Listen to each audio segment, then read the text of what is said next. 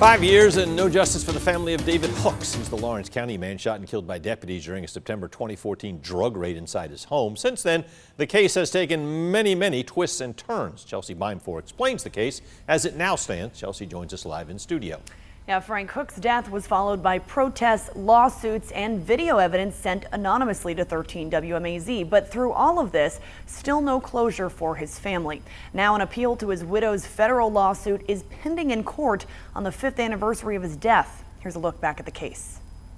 When she got right here, David opened the door and came out. He had a gun in his hand, and he said, "Who is it?" And I said, "I didn't know." At that point in time, the back door was knocked down by the Lawrence County Sheriff's Department. Teresa Hooks and her lawyer Mitchell Shook recall what happened on the night of September 24th, 2014. When he heard this, he ran past Teresa, and Teresa turned to go into this room as well. And I was going to come behind him, but before I could step into the den, the shots were fired. Teresa says Lawrence County deputies shot and killed her husband, David Hooks, during an unannounced 11 p.m. raid at their home. They came looking for drugs, but didn't find any. Initially, I thought that I was going to die.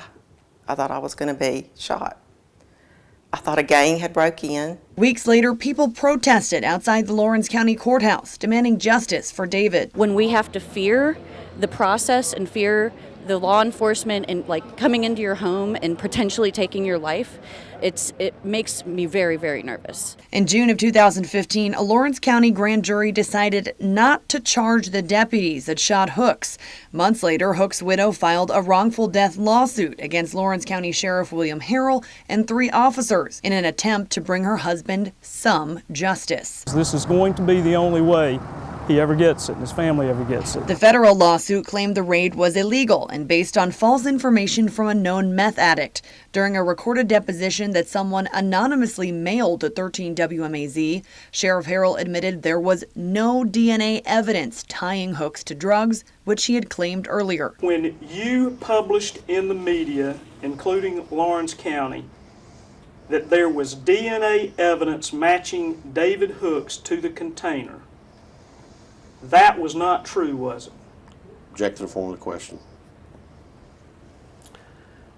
From what you have shown me, that is correct. Now, former Sheriff Harrell and 2 deputies are challenging Teresa Hooks' lawsuit after a federal judge refused to throw it out last year. In July, the U.S. Court of Appeals 11th District heard the case in Atlanta, but their decision is still pending. Frank, back to you at the desk. Thank you, Chelsea. Hooks' widow argues the sheriff's office caused her husband's wrongful death.